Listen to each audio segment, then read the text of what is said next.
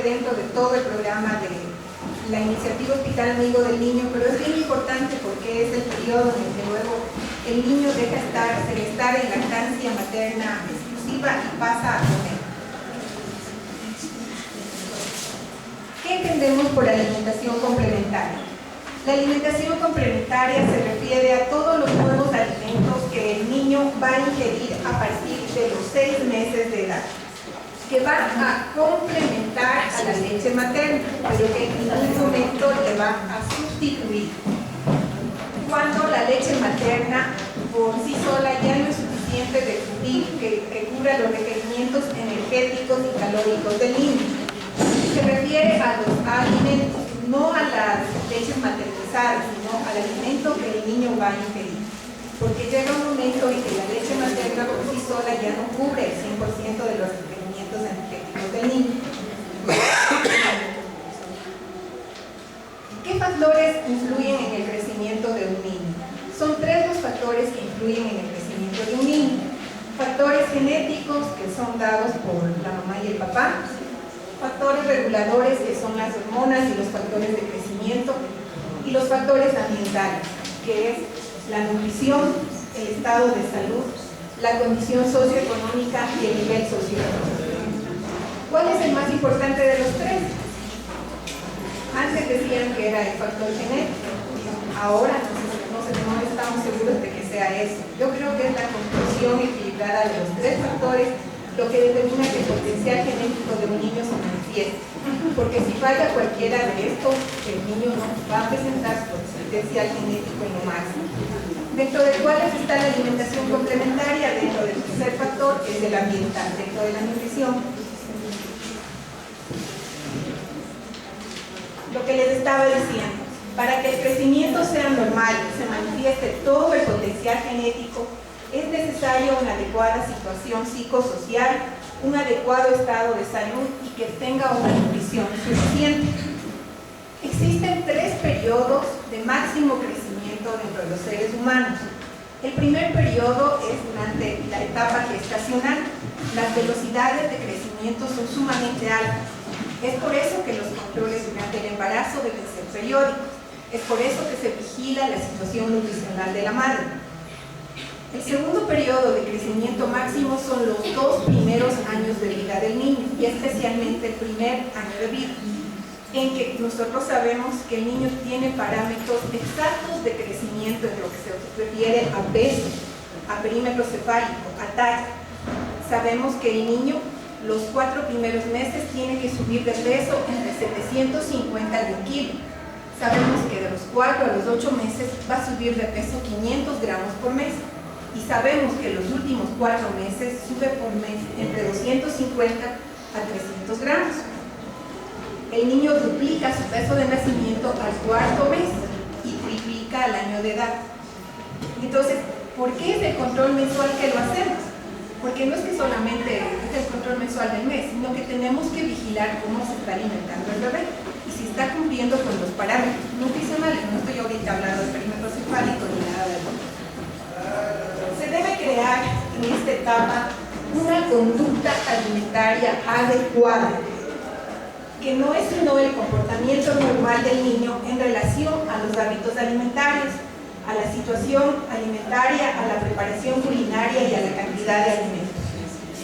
Esto parecería que no tiene mucha repercusión, pero cuando las mamitas empiezan a alimentar a sus bebés, no deben pensar justamente solo en ese momento, sino en cómo va a ser la alimentación de ese niño cuando ya sea escolar y cuando ya sea adulto, porque de cómo empiece usted a alimentar en esta temporada es el que él va a crear sus hábitos, y de acuerdo a eso es lo que luego va a haber problemas de enfermedades metabólicas. Por ejemplo, si le damos demasiado dulce, si le engordamos demasiado, si le damos demasiada sal al bebé, va a ser el niño que luego va a ser hipertenso, que luego va a ser gordito y que luego va a ser diabético. Y entonces son los gustos de la mamá y de la familia, de los cuidadores, y como la alimentación es algo cultural y social, se mezcla ahí muchas cosas. Entonces eso es importantísimo. Este periodo es definitivamente súper importante en el bebé. Todo esto evitará enfermedades inmediatas, que el niño crezca bien, que no se enferme durante los primeros años de vida, que no le dé diarrea. y las enfermedades futuras, que era lo que yo les estaba indicando. ¿Cuál es la evolución calórica de la leche materna? A veces llega la mamá y el bebé, por decirles, tiene 9 meses y que el papá le ha dicho que ya está mucho tiempo pegado al seno y que la mamá piensa que por eso ya no come y le quiere dejar de dar el seno, que ya no le sirve el seno. Y eso no es verdad. El seno tiene su utilidad básica los 6 primeros meses de vida porque cubre el 100% de los requerimientos calóricos. Entre los 6 meses y el año de edad le empieza a hacer falta un alimento adicional, entonces ese requerimiento se va bajando paulatinamente, el requerimiento que cubre la leche materna, hasta que el niño llega al año de edad. Entre el año y 2 años el requerimiento todavía energético de la leche materna es del 30% del total de la alimentación. Entonces no es que ya llegó a los 9 meses y no le sirve de nada el pecho, o ya está pasado el año y no le sirve de nada el pecho, ¿ya? Durante cada lactada, así como al pasar los meses e inclusive los años, la composición de la leche materna y el valor calórico varían. Al comienzo de la lactada, la leche materna es mucho más rica en agua y en azúcares. Y al final de la lactada, la cantidad de lípidos aumenta 5 veces a lo que estaba al inicio. Y es justamente que lo que el niño avance a tomar hasta el final lo que le da la sensación de plenitud, de llenura, y hace que el niño luego pueda dormir sus 3 horas, que si le deja medias en el seno. La composición calórica de la leche materna cambia de acuerdo a la edad del bebé. Tiene más calorías al año de edad que a los 3 meses de edad. La afirmación de que la leche materna después de una X de edad ya no sirve para nada es completamente falso. Yo les decía que si bien del 1 a los 2 años solamente cubre el 30% de los requerimientos calóricos, el componente emocional que tiene el seno en esa edad es muy grande, porque el niño no se acerca a la mamá pasado el año tanto porque se muera del hambre, sino porque él lo que quiere estar es al lado de la mamá, quiere que la mamá le converse, quiere que la mamá le juegue, le acaricie, estar calientito. Y eso no es que en ese rato solamente le dé confort, sino que eso crea personas emocionalmente estables, que van a entablar luego una relación de pareja, van a ser emocionalmente mucho mejor. La leche materna no pierde sus propiedades nutritivas conforme crece el niño. Llega un momento en que ya no es suficiente, eso estamos claros. La leche materna cualitativa y cuantitativamente es adecuada y fundamental durante el primer año de vida. Durante los primeros 6 meses solamente es leche materna, porque los 6 meses de requerimiento calórico está cubierto por la leche materna. La leche materna continúa siendo una fuente de nutrientes durante el segundo año de vida, como les dije, 30% del requerimiento calórico, pero además brinda un soporte emocional.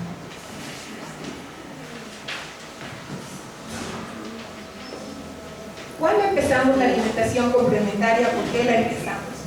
Todos los niños en un determinado momento muestran interés por la comida del adulto.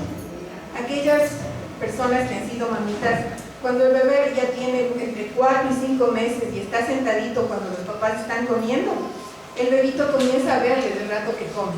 Y a veces hasta alza la manita porque quiere que le metan la comida, y algunos papás cogen y le meten la comida que no está todavía para él. Pero el niño comienza a mostrar interés en comer. Trata de probar nuevos sabores y texturas en los alimentos, y la alimentación se convierte en una experiencia sensorial única que brinda una oportunidad de aprendizaje. Nosotros debemos tomar en cuenta mucho esto. Es parte del desarrollo psicomotor del niño y es algo que le va a estimular. Es un proceso de aprendizaje. Las necesidades de cada niño, así como las funciones, así como el desarrollo y maduración de las funciones y capacidades de su cuerpo, son el punto de referencia para decidir el momento del inicio de la alimentación complementaria. Siga. No todos los niños tienen una maduración igual. No es que justo al 6º mes el niño pueda empezar a alimentarse. A veces puede ser un poquito después, un poquito antes. porque todo su sistema digestivo debe estar ya maduro, su sistema renal debe estar maduro, e igual neurológicamente el niño. La alimentación no solo es una necesidad nutritiva, sino que tiene un contexto cultural y social. Por eso es que las diferentes culturas a veces empiezan la alimentación complementaria con diferentes alimentos. Las diferentes culturas tienen distintas costumbres en cuanto a la introducción de los alimentos en el niño. No todas las costumbres son biológicas y científicamente probadas. En la revisión que estaba haciendo decía que la OMS a nivel de los países del tercer mundo hace primeramente estudios de los hábitos alimentarios de las diferentes culturas para en base a eso desarrollar pautas de inicio de acuerdo a los alimentos más comunes de cada región y que sean los adecuados para empezar la alimentación complementaria.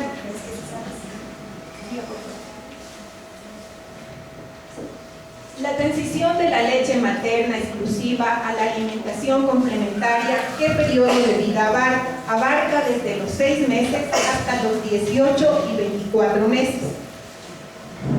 Este constituye un periodo de gran vulnerabilidad para el niño, porque como ya la leche materna no le da el 100% de su requerimiento energético y tenemos que saber alimentarle bien, ahí es lo que empiezan los problemas de desnutrición, que es justamente lo que repercute más en países del tercer mundo.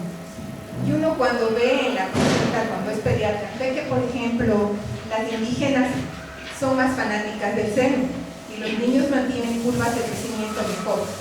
En cambio, la otra cultura les dejan menos tiempo con el seno y empiezan más rápido la alimentación y las curvas de crecimiento bajan. La introducción de la alimentación complementaria de acuerdo a la Organización Mundial de la Salud es a partir de los 6 meses. En lo que se refiere a pautas estrictas de alimentación complementaria, no las hay. Pero, por ejemplo, este es un acuerdo de la Organización Mundial de la Salud, de empezar a los 6 meses de edad la alimentación complementaria. La alimentación complementaria debe ser suficiente para el niño, además debe tener la consistencia y la variedad adecuada, al igual que la cantidad y la frecuencia para cubrir las necesidades nutricionales del niño que se encuentra en crecimiento. Son estos 4 factores: suficiencia, la variedad, la consistencia, porque ustedes saben que a los 6 meses casi no tiene, recién empieza la elusión dentaria y luego va apareciendo el resto de dientes, entonces al inicio tendrán que darle mucho más aplastado el alimento para que pueda asimilar, la cantidad que debe recibir y la frecuencia. Los alimentos deben prepararse en condiciones seguras. El alimento debe ser higiénicamente preparado, con agua que sea potable, con utensilios limpios y no utilizando aditivos químicos, yo que sé, químicos Maggi, todo lo que es químico, debe ser de lo más natural la alimentación. Los alimentos deben administrarse de una forma adecuada y tener la textura de acuerdo a la edad del paciente y que vaya a responder a sus demandas, lo que yo les estaba diciendo. Tampoco es bueno acostumbrarle al bebé a que todo coma licuado, porque luego el niño no aprende a masticar, pero también tenemos que darnos cuenta que como no tiene dentadura, definitivamente necesita que se le dé el alimento triturado o aplastado. La adecuación de la alimentación complementaria no depende solo de la disponibilidad de los alimentos, sino de las prácticas de alimentación de los cuidadores. Es lo que yo les he estado recalca. No solamente depende de que usted tenga todos los alimentos, sino depende de la costumbre que tenga y el hábito alimentario de la mamá o de la hija. Esto es muy importante porque en ocasiones al niño se le da un verdadero circo para que coma. El rato que va a comer la mamá quiere que coma, entonces yo que sé, le trae el juguete, le dice que el avioncito, le dice la televisión, pero la cosa es que coma. Lo que debe es crearle al niño el interés por la comida, ponerle al niño en contacto con los papás del rato que va a comer, y el niño tiene que aprender que se debe alimentar, y como los niños solo copian lo que ven, entonces Entonces él va a tratar de alimentarse, de tratar de coger el alimento que está a su alcance y debe dejarle, y la mamá debe tener paciencia de que al inicio se riegue, le ensucie, pero es un proceso de aprendizaje, no es algo rígido. ¿Cuándo debemos empezar la alimentación complementaria? Yo les dije, la Organización Mundial de la Salud dice a los 6 meses, pero no es una pauta estricta. Se dice que se debe empezar la alimentación cuando el niño es capaz de sentarse solo y sin ayuda. ¿Cuándo el niño se sienta solo y sin ayuda? A los 6 meses, ¿no es verdad? A los 5 meses se sienta con ayuda, a los 6 meses ya se sienta un ratito y a los 7 meses está bien sentado. Cuando el niño pierde el reflejo de la producción, si ustedes le ponen a un niño recién nacido de 3 meses algún alimento y especialmente en la punta de la lengua, el niño hace como un churrito en la lengua y le bota el alimento. Ese es un reflejo normal, pero entre los 6 meses se va perdiendo y a veces la mamá le da y el niño bota y dicen, es que no le gusta, doctora, no quiere comer. Y no es eso, sino que todavía está presente el reflejo y el niño no puede meterse el alimento hacia atrás.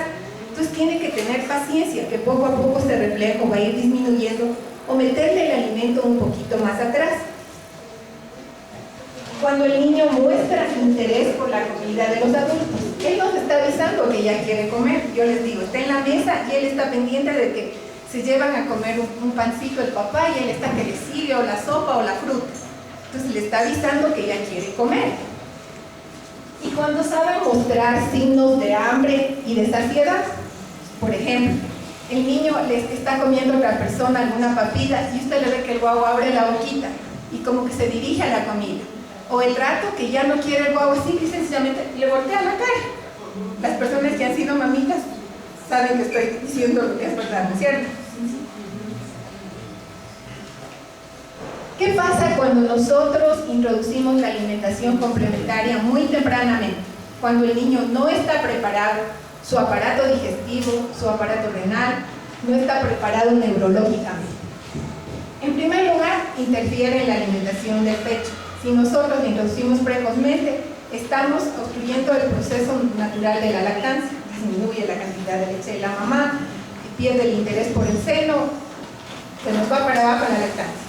Segundo, si nosotros le damos muy tempranamente alimentación complementaria, el niño tiene una carga excesiva de solutos y hay una hiperosmolaridad, lo cual da problemas a nivel renal, porque el riñón del niño es inmaduro y no puede concentrar mucho la orina. ¿Y qué es lo que pasa? También aparecen las alergias. Cuando uno introduce tempranamente alimentación complementaria, el intestino no está preparado, la capa del intestino es demasiado permeable a macromoléculas, que son las que son antigénicas en los alimentos. Entonces, ¿qué es lo que sucede? Se absorben esas moléculas y se crea alergia a determinados alimentos cuando uno introduce precozmente la alimentación en los niños. Trastornos en la regulación del apetito, lo que yo les decía, ya se desequilibra el horario, ya no quieren el seno, ya no sabe uno si darle solo el seno o solo el complemento y disminuye la lactancia.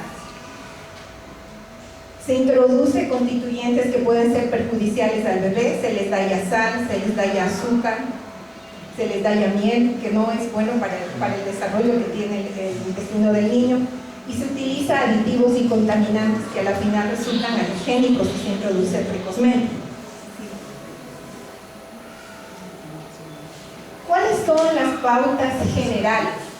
Yo lo único que les estoy dando son pautas generales, nada está estrictamente escrito en lo que se refiere a alimentación complementaria.